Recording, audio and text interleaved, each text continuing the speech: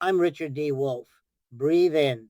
Because what just happened should take the air out of any claim that this White House is tough on China. Today's headline looks simple: a presidential pardon for a retired NYPD sergeant convicted for assisting a Chinese government operation on U.S. soil. But look at the pattern, not the press release.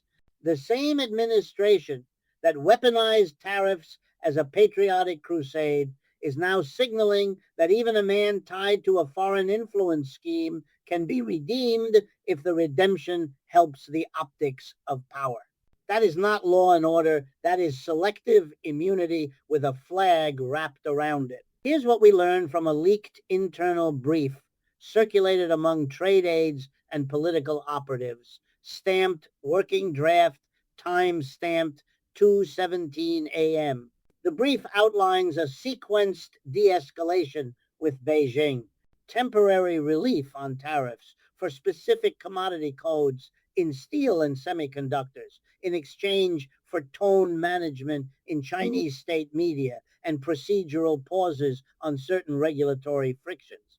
The same brief notes that executive clemency events could improve atmospherics. That phrase is doing a lot of work. Atmospherics is Washington slang for public mood music. It means you don't change reality, you change the camera angle. Tariffs were sold as a wall. They will pay, but the math never lined up.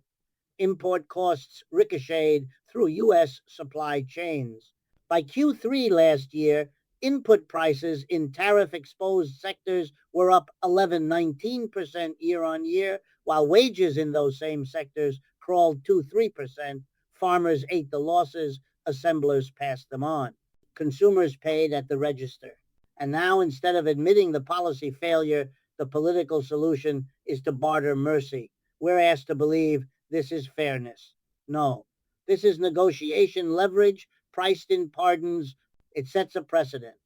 Tough talk at the podium, soft deals in the back room, and a get out of jail narrative for anyone whose case can grease a broader arrangement. Listen to the rhetoric shift. Yesterday, foreign agents will face the harshest penalties. Today, there were issues with the trial. Which is it? If due process concerns exist, fix the system for everyone.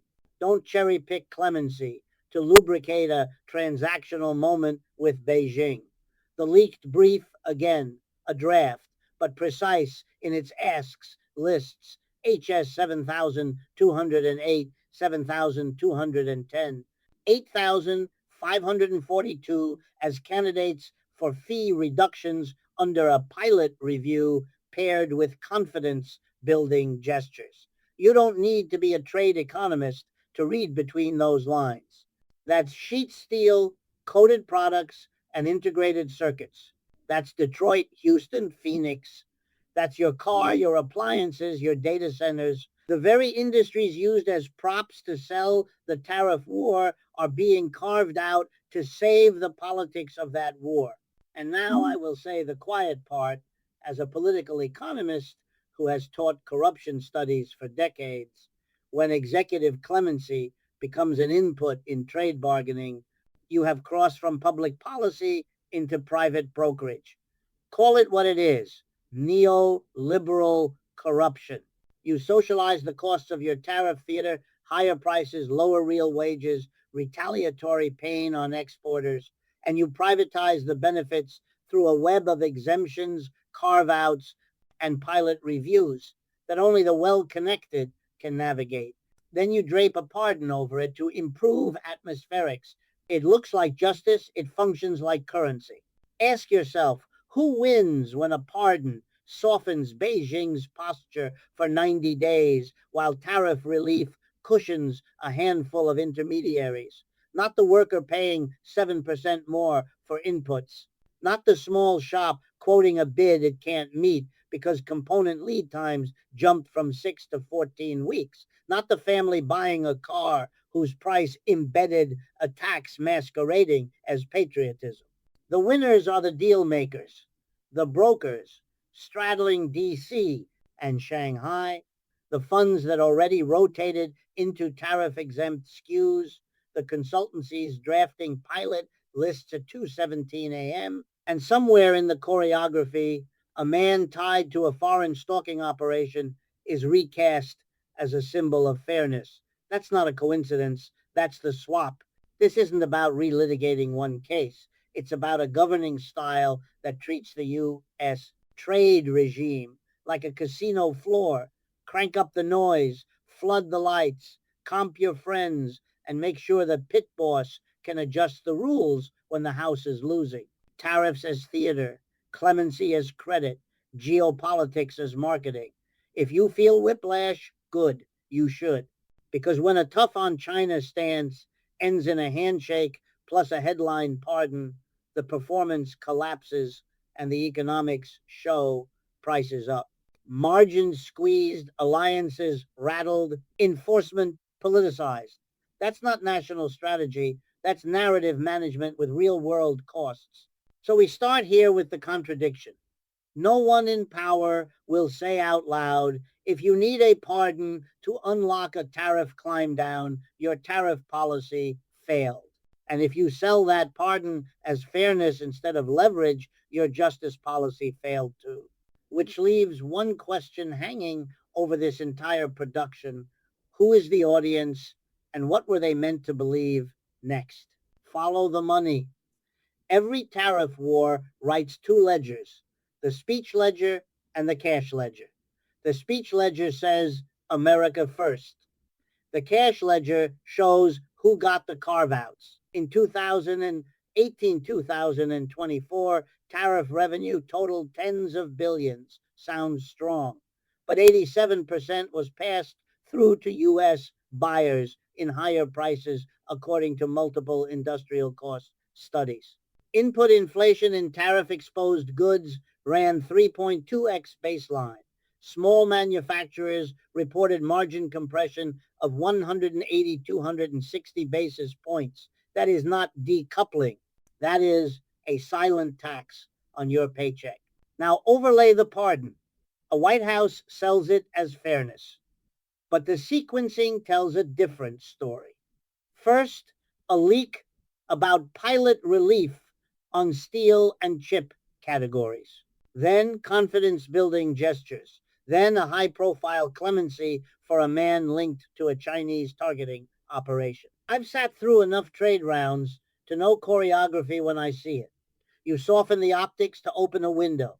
You use the window to rotate tariffs. Then you claim victory for lowering prices you raised. It's a political round-trip trade. Numbers don't lie. After the last tariff climb, automotive component lead times rose from 8 to 13 weeks. Semiconductor prices in certain nodes ticked up 6-9% despite global oversupply. Tooling shops in Ohio reported a 12% jump in coated steel costs, while wage growth there was 2.1%. Farmers, retaliation, shaved an estimated $14, $18 billion off export value over 2 seasons. Aid checks papered it over. Debt did the rest. When a government wages economic war with a megaphone and then redeems itself with exemptions, the battlefield is your household budget. And then there's national security.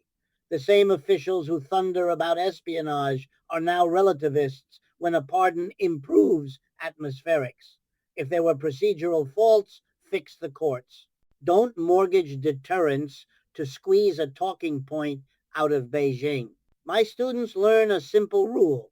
Institutions matter more than moments. Break the rule and you teach foreign capitals a dangerous lesson. Pressure Washington enough and justice is a variable. Let's be blunt.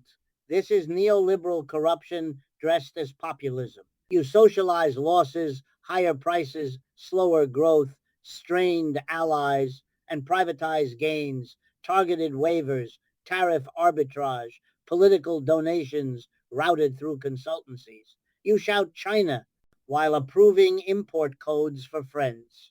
You denounce foreign agents while pardoning a case that intersects with a foreign operation. You cannot be both the sheriff and the fixer. The labor market feels it first. Purchasing managers cut orders to protect margin, overtime vanishes.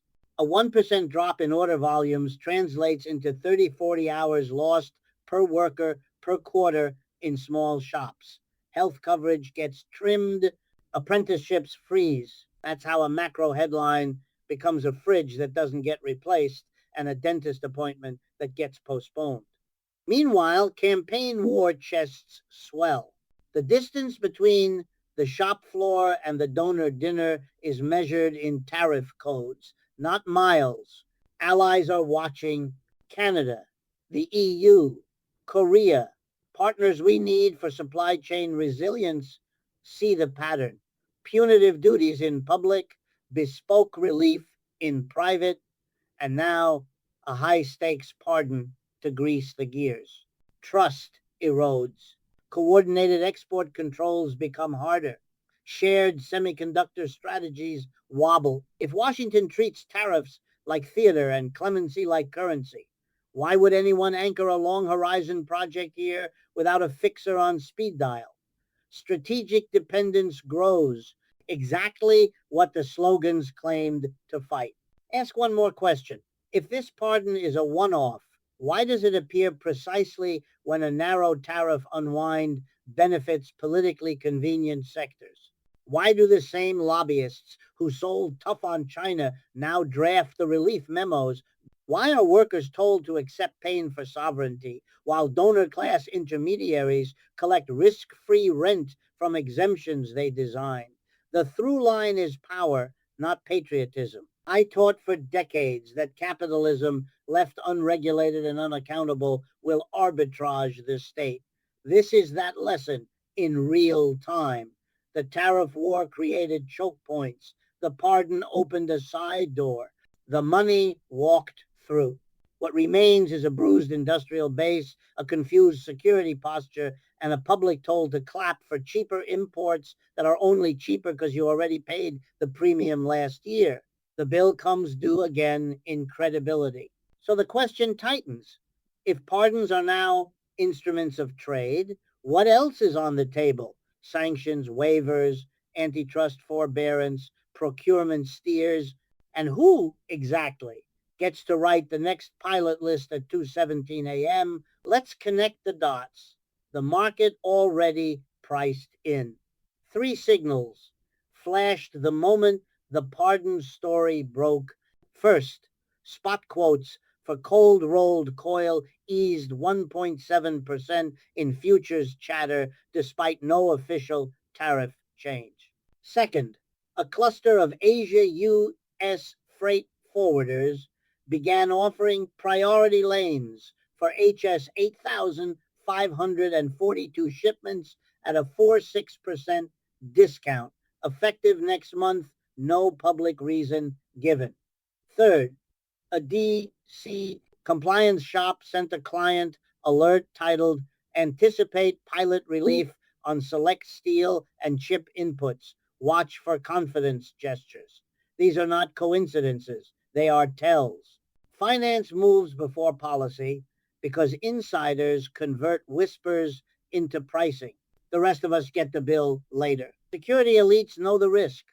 A pardon touching a foreign influence case does not live in a vacuum. It sits next to export controls, CFIUS vetting, and joint task forces trying to keep critical nodes, EDA tools, lithography, rare earth processing out of authoritarian supply chains. When the White House treats clemency as a trade instrument, it fogs those lines. You can't tell agents to hold the line while the political shop plays piano with the pedals. Deterrence isn't a speech, it's a reputation. Ruin that, and every future indictment looks negotiable. Workers can smell the spin. In Indiana, a plant manager told me their semiconductor backlog went from 12 to 18 weeks post tariffs. Overtime cushioned the squeeze. Then demand dipped. Now, with this atmospheric push, vendors whisper that prices might slide, but with purchase commitments that lock small shops into new dependencies. Heads you lose, tails someone else wins. It's not industrial strategy, it's volatility harvesting. And volatility is a tax paid in layoffs and foregone training. Allies do the math too. Ottawa, Brussels, Seoul, each has been whipsawed by Washington's tariff theater. They made concessions to align on China tech controls, then watched exemptions rain on politically favored U.S. sectors. Now they see a pardon used as stagecraft to court Beijing for a temporary cooling. Trust is not an infinite resource. You burn it, you borrow it at a higher rate next crisis. Expect joint statements to soften, data sharing to slow, and parallel supply chains to harden away from U.S. leverage. That is what strategic decoupling from your friends looks like. The cruelty is how routine this has become. A donor breakfast, a memo at 2:17 a.m., a pilot list, and a televised flourish in the name of fairness.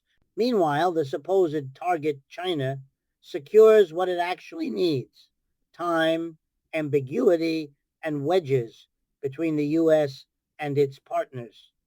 The tariff hawks celebrate symbolic pain. The lobbyists monetize the carve-outs.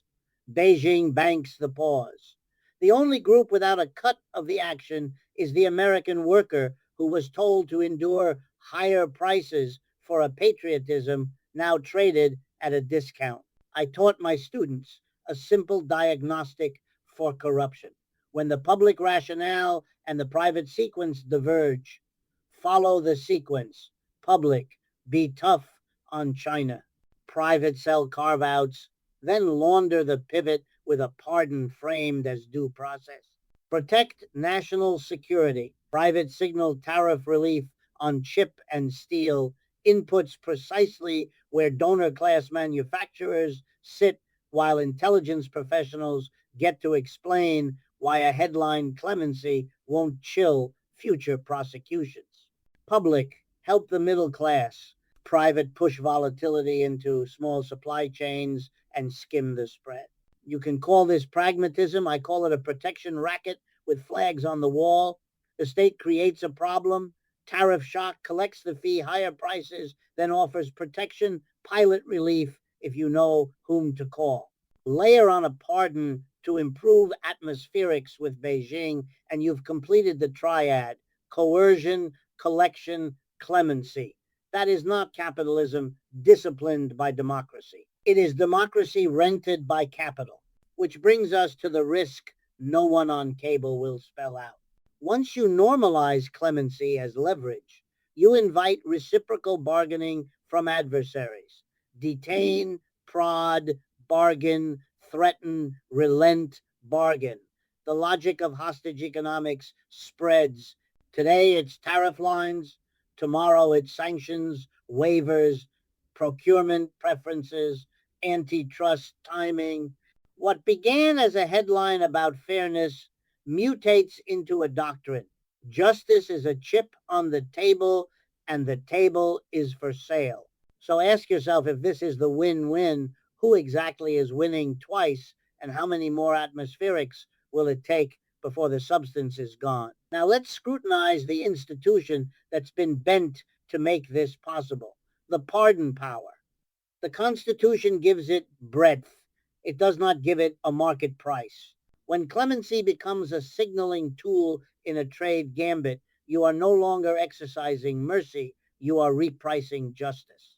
Prosecutors who built foreign influence cases will tell you the chilling effect is real. Indictments are deterrents. Pardons misused are an invitation. The message lands abroad: if you can turn your case into a bargaining chip, Washington will put it on the table. That's not strength, that's liquidity. Corporate America reads it the same way. The donor class loves optionality. Tariffs created pain they could hedge. Then came waivers, product exclusions, and pilot reviews that insiders arbitraged. Now, a headline pardon folds into the playbook. Buy the rumor of relief, sell the news, bill the client. Meanwhile, small firms carry the float. A tool and die shop in Michigan paid 14% more for inputs after the last rate hike, financed on a line of credit that reset 200 basis points higher. 2 apprentices were cut, training halted, yet the tier 1 supplier that lobbied for a carve-out posted record, EBIT. This is not an accident, it is the incentive. Security policy is collateral damage. Agents who spent years tracking hostile state operations must now work under a cloud. Will a politically convenient case be absolved to improve atmospherics? If trial errors exist, fix them across the board. Create independent review. Don't treat justice like a coupon to be redeemed at the trade desk. You cannot preach rule of law to your rivals while practicing rule by loophole at home. That contradiction is a strategic asset for them. Allies do not miss these signals. The Canadians who coordinated export controls, the Koreans who rerouted chip packaging capacity, the Europeans who took heat domestically to align on tech restrictions. They see Washington declare national security at the microphone and pilot relief in the memo. They see a pardon handed down on a case that intersects with a foreign pressure campaign precisely as a tariff unwind is floated. The outcome is predictable. Slower intel sharing, more side letters, shorter horizons for joint investment. When trust costs more, authoritarian supply chains cost less for them. The labor movement understands the stakes. Union reps I speak with are not fooled by the patriot branding of tariff shocks. They watched price hikes outpace wage gains 3-1. They watched overtime replace hiring. They watched reshoring turn into relabeling via third countries. And now they watch a pardon justified as fairness while their members are told to absorb another quarter of volatility because talks are progressing. This is austerity in a red hat. Squeeze the base, comp the suite, blame the foreigner, and call the bailout a pilot. Let's talk numbers, because numbers cut through spin. A 5% tariff on $300 billion of goods yields gross revenue near $15 billion. Pass through to final demand historically sits around 70-90% in exposed categories, call it $12 billion borne by buyers. Now discount the carve-outs and exclusions which cluster around sectors with the most lobbying capacity, conservatively $3, $4 billion in avoided burden. Add compliance rent to law firms, consultancies, and brokers, another $1, $2 billion skim. Then consider the confidence gestures like today's. A pardon that greases a 90-day window where futures shift, freight reprices, and insiders' cash spreads no worker will ever see. That is your transfer. It is not hypothetical. It is the business model. Defenders will say, this is realism, diplomacy is messy. No, realism is building institutions that make your policy credible over time, transparent reviews, public criteria, multilateral alignment. What we have is spectacle. Tariff escalations for applause lines, exemptions for donors, clemency for optics, and a news cycle that confuses phase with function. You cannot rebuild an industrial base on spectacle. It cannibalizes trust, then capital, then capacity. The deepest cost is cognitive. Citizens learn that every proclaimed principle, law and order, national security, America first, can be reversed if the cameras need a new angle. Cynicism spreads. And cynicism is a tax.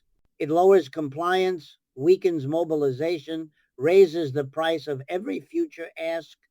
Authoritarians abroad don't need to defeat you if you will discount yourself. They only need to wait while you pawn your credibility for one more headline win. So here we are. A tariff war that made prices jump, a carve-out machine that fed donors, and a pardon deployed to improve atmospherics with the very state we were told to fear. If that is the win-win, workers are the tie. And ties in this house break toward money. Which brings us to the final question we must answer before the next memo drops at 2:17 a.m. If justice and trade are both on the auction block, what mechanism remains to protect the public interest?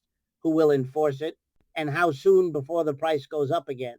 Let's end where accountability begins, with a checklist, not a catharsis. If a pardon just rewired a tariff war, we test it in daylight. First, demand the paper trail. Release the pilot relief list, the HS codes, the dates, the internal justifications. Publish the waiver criteria and who got them, line by line. Force a GAO audit on pass-through pricing in tariff-exposed goods. Quantify how much of the China bill landed on U.S. households. Require DOJ and the intelligence community to certify in writing that clemency decisions touching foreign influence cases did not conflict with active operations. No more atmospherics evidence. Second, build guardrails. Congress can't seize the pardon power, but it can price secrecy out of the market. Mandate a 30-day disclosure for any clemency intersecting with national security cases, names redacted if necessary, but facts intact. Tie tariff exemptions to transparent scoring. Jobs created, domestic value added, supply chain resilience, no points for donor access. Create a public clock on temporary relief, when it starts, when it ends, what metrics trigger renewal or sunset. If this is truly about lowering costs, prove it with receipts, not slogans. Third, repair alliances. Convene a four-party review with Canada, the EU, and Korea on chip and steel alignment. Publish a joint tariff map and commit to no unilateral carve-outs without notification. Rebuild trust the way you eroded it procedurally, not performatively. When partners see you normalize clemency as leverage, they hedge. When they hedge, Beijing smiles. The antidote is credibility you can measure. Shared screening, synchronized reviews, reciprocal transparency on exemptions. Realism is rules, not riffs. Fourth, protect workers from volatility farming. Convert tariff revenue into automatic stabilizers, wage insurance for affected sectors, procurement preferences for high domestic content bids, tax credits that trigger only when firms expand payroll and training hours, not stock buybacks. End the overtime instead of hiring shell game by linking relief to headcount targets. Publish plant-level dashboards, input costs, wage growth, order backlogs. When the numbers go south, claw back the carve-outs. If policy created the squeeze, policy must own the fix. Fifth, restore deterrence. If trial errors tainted a case, establish an independent panel to review categories of cases across the board, not one by one when politics require it. Show the world that due process is a system, not a switch. The moment adversaries can model your justice as a bargaining chip, they will take hostages, physical, financial, informational, and wait for you to trade. Draw a bright line. No bargaining with clemency in cases touching active foreign pressure operations. Period. Here is the through line. Stripped of theater, tariffs were a tax disguised as swagger. Carve-outs were a subsidy disguised as strategy. The pardon was a signal disguised as mercy. Together they formed a round-trip trade in power. Extract from the many, distribute to the few, and launder the pivot with a headline about fairness. I have called that neoliberal corruption for 40 years. Today it walked across the stage in broad daylight. If you are angry, you're awake. If you are tired, that's by design. Fatigue is a policy tool. It numbs oversight. It cheapens outrage. Don't let it. Ask the only question that matters in political economy. Who paid, who profited, and what rule let them do it? Then change the rule. Demand the memo written at 2:17 a.m. See who signed it. Track the tariff line to the checkout line. Track the pardon to the next confidence gesture. Track the gesture to the futures curve. When the story claims win-win, show the ledger where workers lost twice.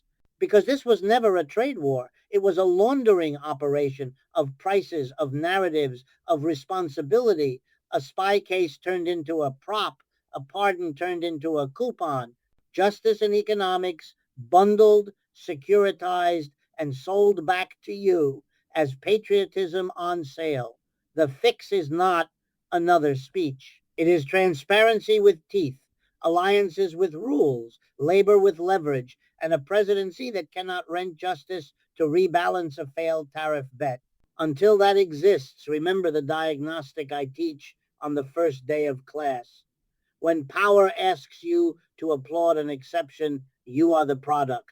Close the tab. I'm Richard D. Wolff. Eyes open, receipts ready. The atmospherics end here.